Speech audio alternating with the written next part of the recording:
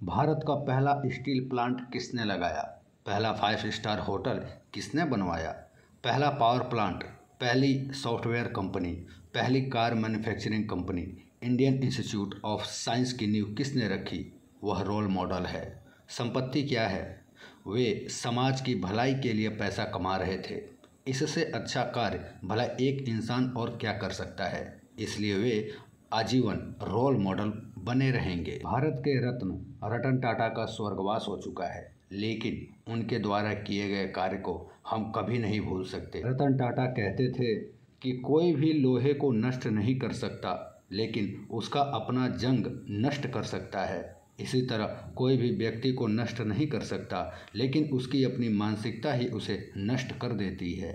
भारत की सबसे बड़ी समूह कंपनी टाटा समूह के संस्थापक जमशेदजी नूसरबानजी टाटा थे। उनकी शादी हीराबाई डब्बू से हुआ था। जमशेदजी टाटा के बड़े बेटे और टाटा समूह के दूसरे अध्यक्ष दोराबजी टाटा जी थे। उनकी पत्नी मेहरबाई टाटा थी, जो प्रसिद्ध परमाणु वैज्ञानिक होमी जे भाभा की मौसी थी। जमशेद जी के छोटे बेटे का नाम रतन जी टाटा था। वे गरीबी अध्ययन के अग्रणी थे। उनकी शादी नवाजबाई टाटा से हुआ था। उनकी पत्नी ने एक अनाथ नवल को गोद लिया था, जो कि हीराबाई टाटा का पोता था और उसे अपने बेटे की तरह पाला था। इस तरह नवाजबाई टाटा के दत्तक पुत्र नवल टाटा थे। उनके जैविक पिता होरमुस जी टाटा थे। उनकी नानी हीराबाई टाटा की बहन थी। कई टाटा कंपनियों में निदेशक, ILO सदस्य और पद्म भूषण से सम्मानित नवल टाटा ने 2 विवाह किया था, जिनसे रतन टाटा, जो कि टाटा समूह के 5वें अध्यक्ष थे, जिमी टाटा और नोएल टाटा। ये वही नोएल टाटा हैं जो ट्रेंड लिमिटेड के अध्यक्ष हैं। रतन जी दादा भाई टाटा टाटा समूह की सेवा करने वाले शुरुआती दिग्गजों में से एक थे। उनके पिता दादा भाई और उनकी मां जमशेद जी टाटा जीवनबाई भाई बहन थे। उन्होंने सुजैन ब्रियरे से शादी की और इस जोड़े ने 5 बच्चों को जन्म दिया, जिनमें JRD टाटा और सिल्ला टाटा शामिल हैं। JRD टाटा टाटा समूह के चौथे अध्यक्ष थे। वे टाटा एयरलाइंस के संस्थापक भी थे। वही टाटा एयरलाइंस है जो बाद में एयर इंडिया कहलाया। सिल्ला टाटा, जो कि JRD टाटा की बड़ी बहन थी, उनकी शादी भारत में पहली कपड़ा मिल के संस्थापक दिनसा मानेक जी पेटिट से हुई थी। उनकी भाभी रतनबाई पेटिट की शादी पाकिस्तान के संस्थापक मोहम्मद अली जिन्ना से हुई थी। जिन्ना की इकलौती संतान दीना जिन्ना की शादी नेविल नेस वाडिया से हुई थी। इसके साथ ही आपको बता दें कि मोहम्मद अली जिन्ना कोई पैदाइशी मुसलमान नहीं था, वह हिंदू था, जो कि बाद में मुस्लिम धर्म अपना लिया था। जिन्ना के पिता का नाम पूंजाबाई ठक्कर और माता का नाम मीठीबाई ठक्कर था, जो कि गुजरात के रहने वाले थे। जिन्ना 7 भाई बहन थे, जिसमें जिन्ना सबसे बड़ा था। जिन्ना का परिवार खोजा जाति का सदस्य था, जो हिंदू थे, जिन्होंने सदियों पहले इस्लाम धर्म अपना लिया था और जो आगा खान के अनुयायी थे। रतन टाटा कहते थे कि मैं उन लोगों की प्रशंसा करता हूं जो बहुत सफल हैं, लेकिन अगर वह सफलता बहुत अधिक निर्दयता से हासिल की गई है तो मैं उस व्यक्ति की प्रशंसा तो कर सकता हूं, लेकिन उसका सम्मान कभी नहीं कर सकता। रतन टाटा को दुनिया न सिर्फ एक उद्योगपति बल्कि एक परोपकारी व्यक्ति के रूप में भी जानती है। टाटा सन्स के चेयरमैन, 3800 करोड़ की कंपनी के मालिक, दुनिया के 100 से ज़्यादा देशों में 30 से ज़्यादा कंपनियों का कंट्रोल रखने वाले वो अनमोल रतन, जिसने न जाने कितने ही सफल कारोबार खड़े कर दिए, जिसने भारत के उद्योग जगत को नई ऊंचाई दी। रतन टाटा ने पढ़ाई खत्म करने के बाद सीधे टाटा ग्रुप से नहीं जुड़े। उन्होंने पहले नौकरी की। उनकी पहली नौकरी अमेरिकी multinational company international business machine corporation यानी IBM में थी। इसकी भनक उनके परिवार को नहीं थी। जब टाटा ग्रुप के तत्कालीन चेयरमैन JRD टाटा को रतन टाटा की नौकरी करने का पता चला तो उन्हें काफ़ी बुरा लगा और वो काफ़ी नाराज़ हुए। उन्होंने रतन टाटा को फ़ोन किया और अपना बायोडाटा शेयर करने को कहा। उस समय रतन टाटा के पास अपना बायोडाटा भी नहीं था। उन्होंने IBM में ही टाइपराइटर पर अपना बायोडाटा बनाया और उसे JRD टाटा के पास भेज दिया। इसके बाद सन 1962 में टाटा ग्रुप से आधिकारिक तौर पर जुड़े थे। वह भले ही टाटा परिवार के सदस्य थे, लेकिन उन्होंने पहले निचले स्तर पर कार्य करने का तजुर्बा लिया। रतन टाटा 1991 में टाटा सन्स और टाटा ग्रुप के चेयरमैन बने। उनकी अगुवाई में टाटा ग्रुप ने नई बुलंदियों को छुआ। रतन टाटा ने 21 साल तक टाटा ग्रुप का नेतृत्व किया। उन्होंने 2012 में चेयरमैन का पद छोड़ दिया, लेकिन Tata Sons, Tata Industries, Tata Motors, Tata Steel और टाटा केमिकल्स के चेयरमैन एमेरिटस बने रहे। उनके मार्गदर्शन में इन कंपनियों ने बुलंदियों को छुआ था।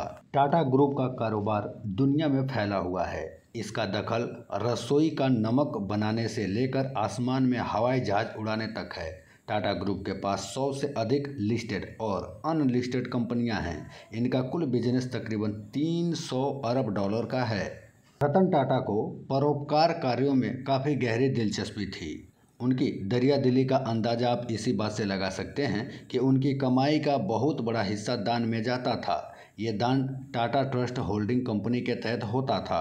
रतन टाटा हर मुश्किल के वक्त देश के लोगों के साथ खड़े रहते थे, फिर चाहे वह 2004 की सुनामी हो या फिर कोरोना जैसी महामारी का प्रकोप हो। रतन टाटा का जन्म 28 दिसंबर 1937 को मुंबई में हुआ था। वह नवल टाटा और सुनी टाटा के बेटे थे। 17 साल की उम्र में रतन टाटा अमेरिका की कार्नेल यूनिवर्सिटी में पढ़ने चले गए, जहां उन्होंने आर्किटेक्चर इंजीनियरिंग की पढ़ाई की। फिर 1962 में भारत वापस लौटने के बाद उन्होंने टाटा ग्रुप में बतौर असिस्टेंट नौकरी ज्वाइन की थी। करीब 12 साल टाटा ग्रुप में अलग अलग पदों पर कार्य करने के बाद 1974 में रतन टाटा ने टाटा सन्स बोर्ड में बतौर डायरेक्टर ज्वाइन किया। फिर 1991 में टाटा सन्स के चेयरमैन बने। फिर 2012 में चेयरमैन का पद भी छोड़ दिया। टाटा सन्स ने अपने 50 साल के कार्यकाल में रतन टाटा ने कंपनी को ग्लोबल लेवल पर खूब तरक्की दिलाई। रतन टाटा ने न सिर्फ व्यापार बढ़ाया, बल्कि आम लोगों के लिए चिकित्सा, शिक्षा, अनुसंधान से लेकर पशुओं के लिए परोपकार के समाज सेवा के अनगिनत कार्य किए। रतन टाटा नवल टाटा और सुनी कमिसारिट के बेटे हैं। जब रतन टाटा 10 साल के थे तब वे अलग हो गए थे। उसके बाद उन्हें JN पेटिट पारसी अनाथालय के माध्यम से उनकी दादी नवाजबाई टाटा ने औपचारिक रूप से गोद लिया था। रतन टाटा का पालन पोषण उनके सौतेले भाई नोएल टाटा यानी नवल टाटा और सिमोन टाटा के बेटे के साथ हुआ था। जब JRD टाटा ने 1991 में टाटा सन्स के अध्यक्ष पद से इस्तीफा दिया तो उन्होंने रतन टाटा को अपना उत्तराधिकारी नामित किया। उन्हें कई कंपनियों के प्रमुखों से कई बड़े प्रतिरोध का सामना करना पड़ा। उन्होंने अपनी अपनी कंपनियों में दशकों बिताए थे। जब रतन टाटा के 21 साल के कार्यकाल के दौरान राजस्व में 40 गुना से अधिक की वृद्धि हुई और लाभ में 50 गुना से अधिक की वृद्धि हुई। उन्होंने टाटा टी को टेटली, टाटा मोटर्स और जगुआर लैंड रोवर और टाटा स्टील को कोरस का अधिग्रहण करने के लिए प्रेरित किया, जिससे संगठन एक बड़े पैमाने पर भारत केंद्रित समूह से एक वैश्विक व्यवसाय में बदल गया। 75 साल की आयु पूरी करने पर रतन टाटा ने 28 दिसंबर 2012 को टाटा सन्स के अध्यक्ष पद से इस्तीफा दे दिया। साइरस मिस्त्री को उनका उत्तराधिकारी नामित किया गया। हालांकि निदेशक मंडल और कानूनी प्रभाग ने 24 अक्टूबर 2016 को उन्हें हटाने के लिए मतदान किया और रतन टाटा को समूह का अंतरिम अध्यक्ष बनाया गया। 12 जनवरी 2017 को नटराजन चंद्रशेखरन को टाटा संघ का अध्यक्ष नियुक्त किया गया था। रतन टाटा ने शिक्षा, चिकित्सा और ग्रामीण विकास के समर्थन होने के नाते रतन टाटा ने चुनौतीपूर्ण क्षेत्रों में बेहतर जल उपलब्ध कराने के लिए न्यू साउथ वेल्स विश्वविद्यालय के इंजीनियरिंग संकाय को सहयोग दिया था। Tata education and development trust ने $28 मिलियन का टाटा स्कॉलरशिप फंड दिया था, जिससे कार्नेल यूनिवर्सिटी भारत के स्नातक छात्रों को वित्तीय सहायता प्रदान कर सकेगी। वार्षिक छात्रवृत्ति एक निश्चित समय में लगभग 20 छात्रों को सहायता प्रदान करेगी। टाटा समूह की कंपनियों और टाटा चैरिटीज ने 2010 में हार्वर्ड बिजनेस स्कूल को एक कार्यकारी केंद्र के निर्माण के लिए $50 मिलियन का दान भी दिया था। टाटा कंसल्टेंसी सर्विसेज यानी टीसीएस ने संज्ञात्मक प्रणालियों और स्वायत्त वाहनों पर शोध करने के लिए कार्नेगी मेलन यूनिवर्सिटी यानी सीएमयू को $35 मिलियन का दान दिया था।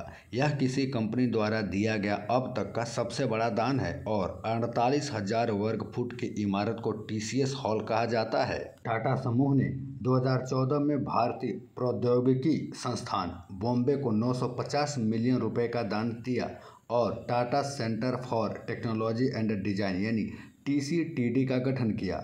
यह संस्थान के इतिहास में अब तक प्राप्त सबसे बड़ा दान है। टाटा ट्रस्ट ने भारतीय विज्ञान संस्थान न्यूरोसाइंस सेंटर को अल्जाइमर रोग के कारणों के अंतर्निहित तंत्र का अध्ययन करने तथा इसके शीघ्र निदान और उपचार के लिए तरीके विकसित करने हेतु $750 मिलियन का दान दिया था। इतना ही नहीं, मैसाचुसेट्स इंस्टीट्यूट ऑफ टेक्नोलॉजी यानी MIT में MIT Tata centre of technology and design की भी स्थापना की थी, जिसका प्रारंभिक फोकस भारत पर था।